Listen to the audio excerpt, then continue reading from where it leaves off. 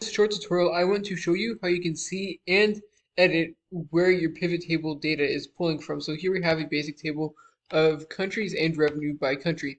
And let's just say for some reason the pivot table isn't pulling in all the data that we might expect, or we want to make sure we're referencing the right range of data in our pivot table. So to do this, we can first click into the pivot table and then go to pivot table analyze. From here, we can go under the data grouping, change data source.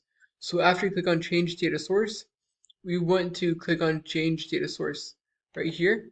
And then here, you can see it says select table or range, or if you're referencing an external source, you can use an external source. But as you can see, it's referencing cookie sales, which is a tab cookie sales, range A1 to LS701. So going back to cookie sales, it's referencing this right here, and then all the way down to column LS row 701.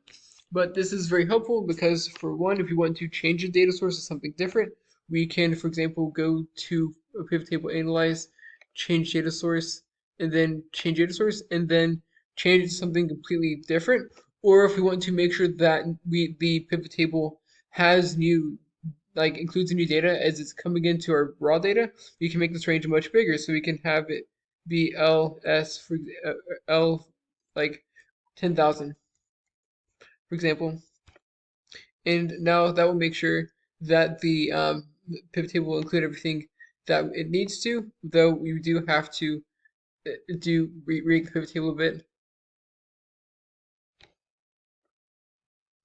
But as you can see, that will make sure that as new data comes in, our pivot table will be able to reference that data. I hope you found this to be helpful. If you did, like, subscribe, comment. Thank you for watching. Have a great day.